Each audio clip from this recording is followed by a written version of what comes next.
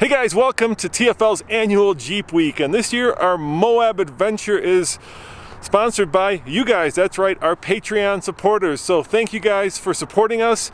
If you haven't done so and you want to be part of this pledge drive, just click on the link below and support us because we want to bring you all Jeeps all the time. So Nathan, what are we doing today?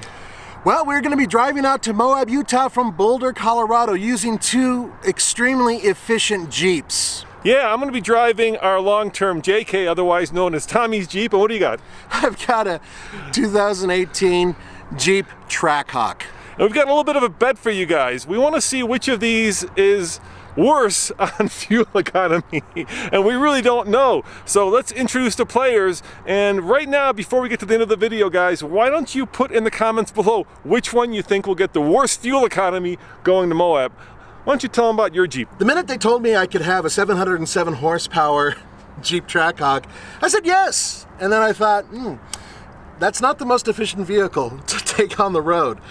So this is basically a Hellcat engine stuffed into a Jeep Grand Cherokee, and it's all-wheel drive, not great for gas mileage, and it has big fat tires, which is not great for gas mileage. Well, we know what the EPA says, Nathan, but are we going to tell them? No, we're not going to tell you what the EPA says, and besides, it really does depend on driving habits, environmental issues, and quite frankly, traffic that we're going to be encountering along the way. Now on paper, the Trackhawk would get the worst fuel economy, given that it's got twice as much horsepower as this JK, but I do have some modifications that will help me win this worst MPG competition. First and foremost, I have a 3.5-inch TerraFlex lift, which makes this Jeep like a brick going into the wind. And best of all, I've got these massive 35s. Oh yeah, those are big, and those are going to be very detrimental to my fuel economy, especially on the highway. So the question is, which of these two is worse at MPG? Well, there's only one way to find out. That's to fill them up, take them on the road, and then fill them up again. So in the comments below, let us know which one you think is worse before we get to the end of this video. Now Nathan, we're not going to rely on what the Jeep says, are we? No. No, we're going to do this the TFL way. Explain how we do this. Alright, so what we're doing is we're selecting our fuel. We're going to put it in here. We're going to let it run. You are now watching Gas Station TV. I forgot that this damn thing talks. I know. Shut up. We don't want to watch gas station TV. God bless it. Okay, there we go. All right. So, it's not letting me go. I know. I know it needs a couple gallons. There we go. All right. So once it gets to a click, which means it's absolutely full, we wait 30 seconds and then we give it one more squeeze. Hopefully we'll be able to get the maximum amount of fuel in here because we can repeat that the next time we go to fill this up. And when that happens, we simply calculate the amount of fuel we've put in, and we'll be able to give you a relatively accurate, man, we're not going to get very good mileage. It's going to be bad. This thing gets really crap mileage. I think there's a gas guzzler tax. Yeah, there is. You know, you got 707 horsepower. If you all-wheel drive. Yeah, if you have to worry about fuel economy, you probably shouldn't be buying it. You shouldn't be buying it. The first, what would you say, the first 25, 30 miles of this are kind of city driving, and then the rest is highway? Yeah, the rest is highway, but remember, we're going up in elevation all the way through. Well, basically the reverse of the Ike Gauntlet. Yeah, we're going all the way up from like 5,000 to almost, well, 13, 14, 13, 12,000. 12,000-ish. Yeah, so it's all uphill. So here's the funny thing about this Jeep. It says I've got about, I don't know, more than a quarter of a tank, maybe like half. Except it's got one of those old school gauges, you know, where like that means that there's really like 2 gallons left. The last half of the gauge goes like really quick. So does it change when you're going uphill versus going downhill too? Does it go up and down and all that? Yeah, a little bit. Yeah. But yeah, when you get to about, let's say 2/3 empty, you better refill it because it's going to go down mighty quick. You know, I don't mind if they popped up with a thing saying, you know, you want traffic conditions, push this button or something like that. But having commercials and really bad news, no thanks. Makes the stressful life even more stressful. Exactly. You want to get away from that for just a minute while you're putting gas in your car, right? I'd say the only thing you have going that Tommy would say is Superleggera is your top. That's a best top, right? That's a best top. We've got a TerraFlex Falcon lift. We've got best top bumpers. We've got a Warn winch. We've got a rugged radio. We've got a lot of stuff that adds weight. Plus, of course, me. That adds a lot of weight too. Yeah, and all of our goods that we're bringing with so we can film, and yeah, it's going to be... I'm betting we're going to be Well, I'll let you guys decide, but it's going to be well into the teens. If not less. I really hope so. I hope I can keep up with you going up, you know, the grade, because this... I know, it's not going to go fast. The gearing is...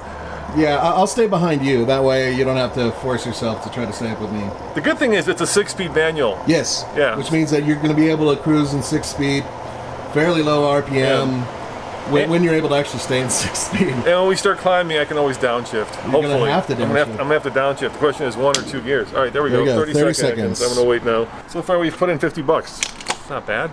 Gosh. Yeah, considering that. Yeah, but the next stop is gonna be a little more expensive. It's gonna be a lot more expensive than yeah. the next stop. Yeah.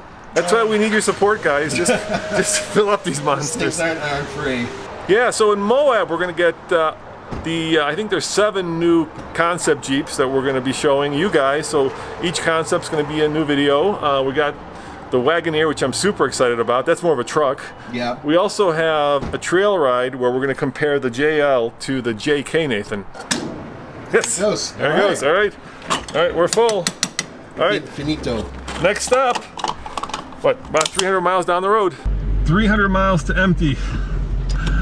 There's no way we're going to get 300 miles. All right, Roman just pulled away.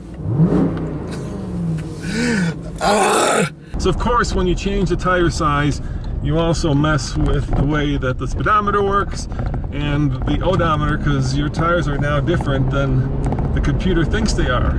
You can reflash it. Tommy hasn't done that. That's his Jeep. So the good news is we're not going to go by what this says, but we're going to go by what the fuel pump says, which in the long run is much more efficient and accurate anyway. The other good thing about this Jeep is that I do have a manual transmission, which means that when we start climbing up to the Eisenhower Tunnel, I will be able to downshift. Of course, that's going to mean a lot worse fuel economy. Now, if you're wondering where Tommy's at, he's spending this semester abroad, so he's not around.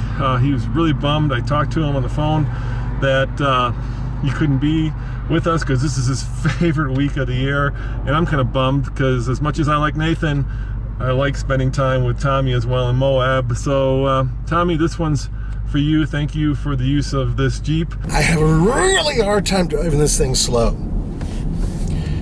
When you're leaving from a light, when you're taking off and everything else, a regular car, yeah, I can just ease it along and no problem.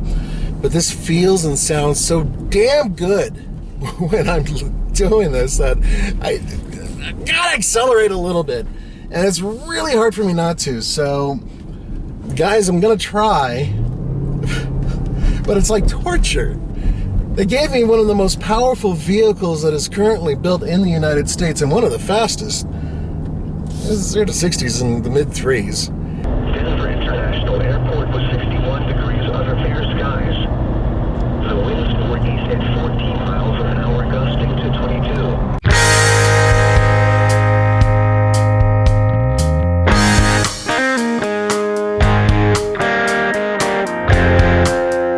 So we just stopped for a little bit of lunch and now it's time to get on the highway. And I can tell you what this Jeep says we're getting, but it doesn't matter because with these tires, all that information is, well, pretty much off. So it wouldn't help you anyway. Plus, I wouldn't be surprised when we get to the gas station to see just what kind of bad fuel economy we're getting. And really, the question we're answering here is, what gets the worst fuel economy? Is it massive horsepower or massive tires and a massive lift? Which of the two hurts more at the fuel pump? So we're about to go through the Eisenhower Tunnel, which is for us second home. I'm in 5th gear and we're doing really well. Woohoo!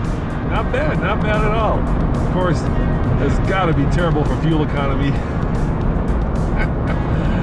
Keep that engine revving that high. All right, now I'm forward in 5th, slowing down, back to 4th, forward, back to 4th.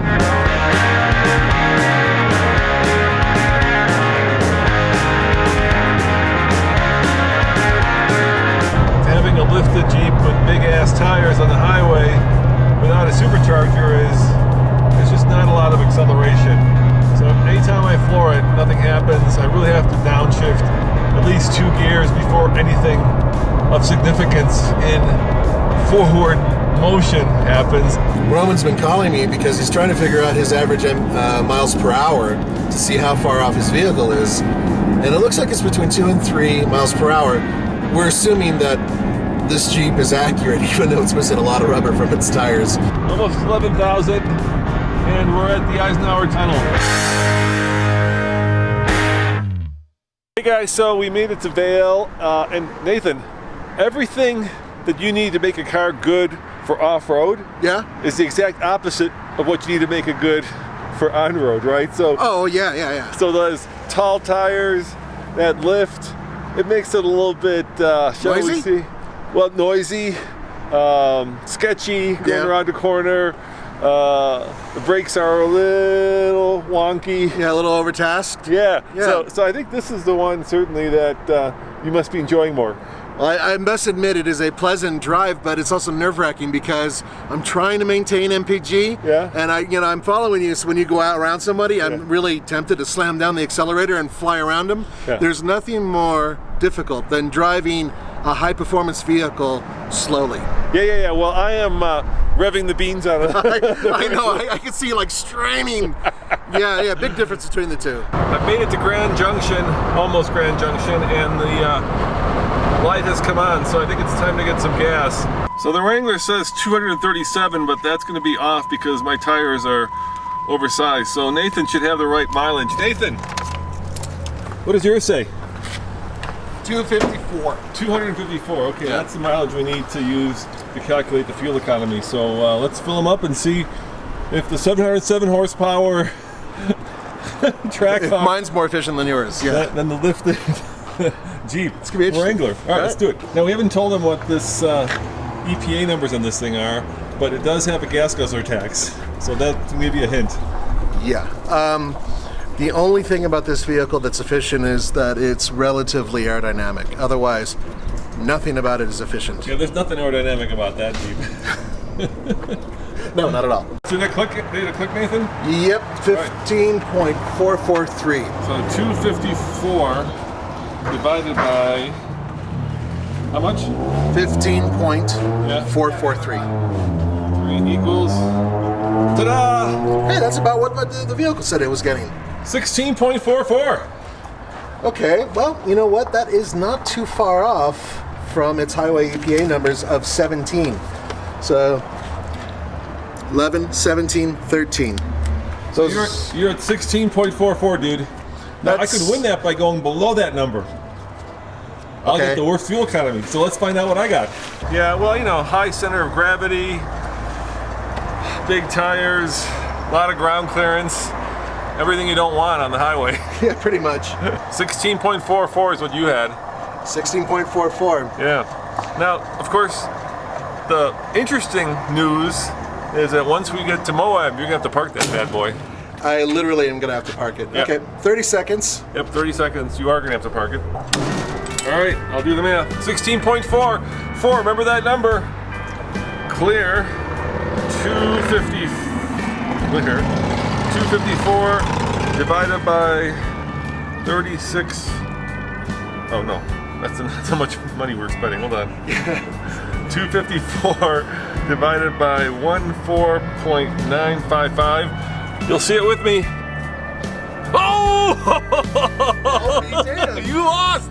Or won! I won. I won by losing. Barely though, dude. That's impressive. Well, there you go. Tommy would be thrilled. His Jeep is basically a Superleggera special. So a 707 horsepower vehicle that weighs as much as a school bus didn't do quite as good as a Wrangler with a couple extra goodies on it. That's been lifted, yeah. So in the power versus lift, I think it's pretty much a tie. Either way, you're gonna get pretty crappy fuel economy. All right, guys, and remember, this is our Jeep week, so we've got a lot more Jeep videos coming. Oh yeah. Yeah, including the concepts and of course a JL versus JK comparison. And for all you Patreon supporters, thank you very much. We really appreciate it. And for all you guys who haven't supported us, we've just spent about 120 bucks on gas. And we still have to go home. We still have to get to Moab. Yeah. All right, see you guys next time. Thanks for watching. Remember, check out tflcar.com for more news, views, and Real World Review. Yep, the Jeep says 16.2, so it wasn't that far off from the calculation. Not as far as I thought it would be. Anyway, let's head to Moab now and let the off-roading begin. Woohoo! I can't wait.